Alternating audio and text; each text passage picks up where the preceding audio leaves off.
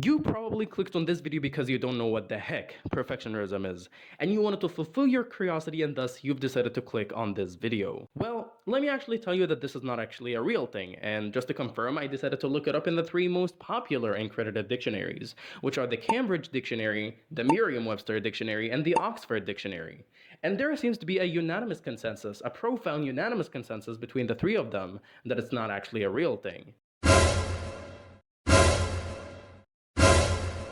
And I even went beyond that to look it up in Google, but I ended up bumping into this Bigfoot fisherman guy that you would rarely hit into when looking up something, because at the end of the day, it's Google. So whatever you type in the search box, you're going to be prompted with some kind of an answer. So if you want to know what perfectionism actually is, stick around, because obviously you're not going to be able to find this piece of information anywhere else on the entirety of the internet.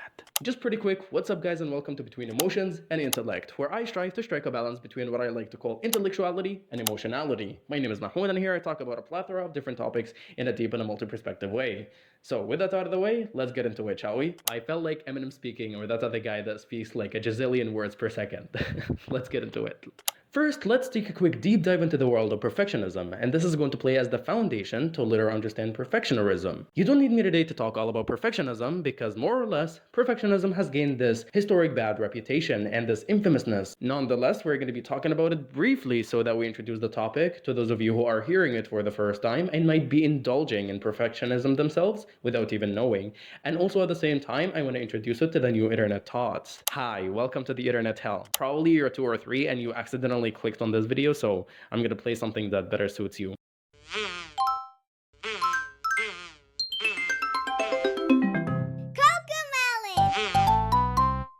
No, that was obviously a joke. Perfectionism, in a nutshell, and in simple language, is this intrinsic urge and feeling of wanting to do something perfectly. And this on the surface might sound like a good thing that we should be praising rather than condemning. But unfortunately, all good things, all good stories carry the possibility and the potentiality of taking bad turns. Wanting to do something as good as perfect might develop over time into an obsession, and an obsession can then turn into a disorder or even develop relevant disorders.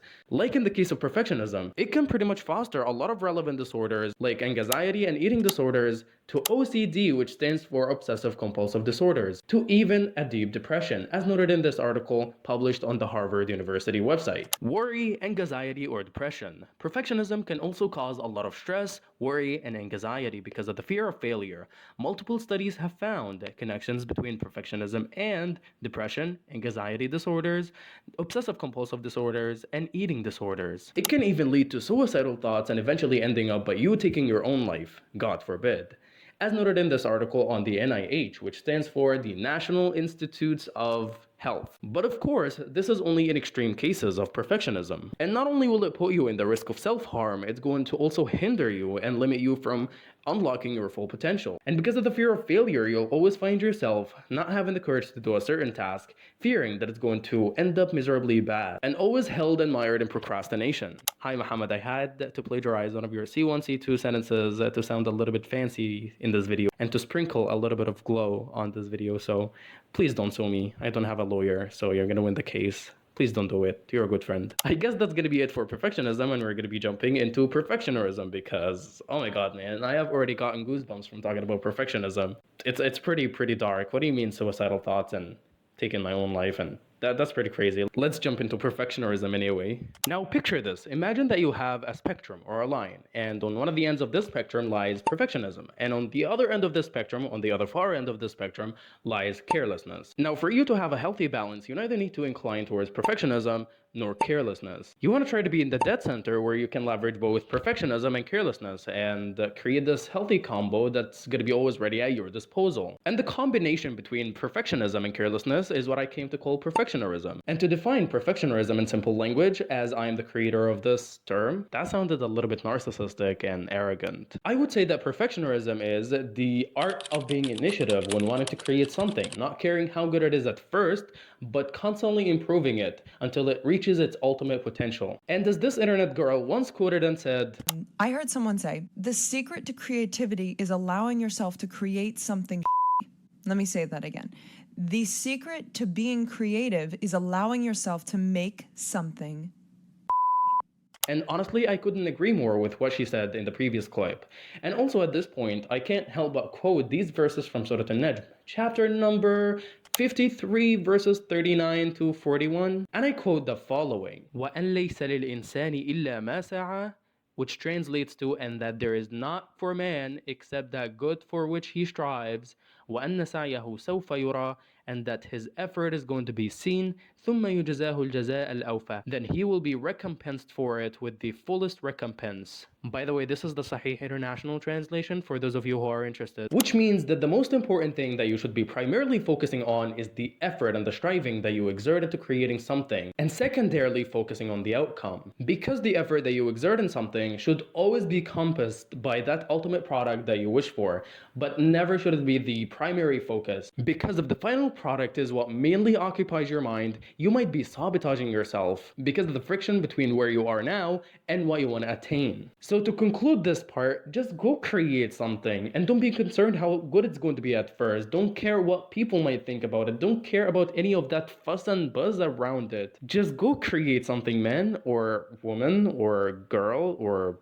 boy or whatever you are. Just, you get my point. Just go create something. The most important thing is just to get off your couch and try to do something meaningful. Try to create something. It's going to be miserable at first, but you can constantly improve it. There is no limitation for you to improve it. Nobody is going to tell you at some point that this is your limit. You can't do anything for that. Now, you might say something really plausible, which is, everyone knows how strong these urges of perfectionism are, so all what I said is just some science fiction that is inapplicable in reality. But here, I would kindly agree with the first part of the sentence, that these urges are really strong, and disagree with the second part of the sentence, that it's inapplicable in reality. Because something that I hate about all of these videos, self-improvement videos out there on YouTube, on Facebook, on whatever platform you're consuming this type of content on, is that they focus too much on the strategy, but at the same time, they almost neglect, and in most cases, they neglect the importance of taking an action towards the thing that you want to do. And if you actually don't have the grit and the determination to get rid of your perfectionism by intentionally taking an action towards that, all of these YouTube videos of how to get rid of perfectionism and all of the strategies and all of the techniques are going to be useless. Because yes, as important as it is to learn the strategies to make it easier for you to get rid of perfectionism, they're going to be of no use if you didn't have the will to take the action to do it yourself. And here I can't help but really quote the hadith of the Prophet when he said, إِنَّ أَحَدًا لَا يُولَدُ عَالِمًا وَإِنَّمَا الْعِلْمُ بِالتَّعَلُّمِ, which basically translates to that no one is born a scholar or no one is born knowledgeable, and the way to acquire knowledge is basically through learning. And from this hadith, I could actually formulate a simple formula to basically achieve anything in life, which is as simple as, if you want to achieve A, you gotta do the work and you gotta put the work to achieve A. Just as simple as that. Nothing too ambiguous, nothing too mysterious, nothing too difficult. It's just as straightforward as this. If you want to do A, you gotta put the work to do A. Now, let me give you one recent example of how I successfully implemented perfectionism into my life, which is basically starting this YouTube channel. I basically didn't wait for the perfect gear to start with. I didn't wait for the perfect circumstances to come about. I didn't wait for the perfect timing to come. Hi, Mahmoud the editor here. I just wanted to show you the equipment and the gear that I use for the production of my videos. Basically, I video edit all of my videos on this monster, and I use my phone, which you have seen and which you are seeing here in the video, to record the audio, and I used my niece's phone to basically record all of my videos.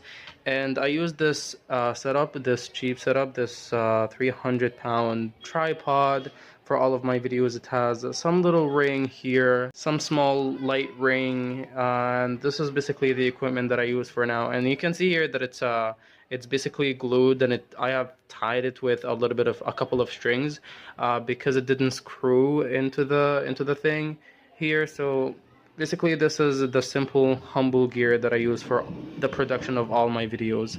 Back to the video.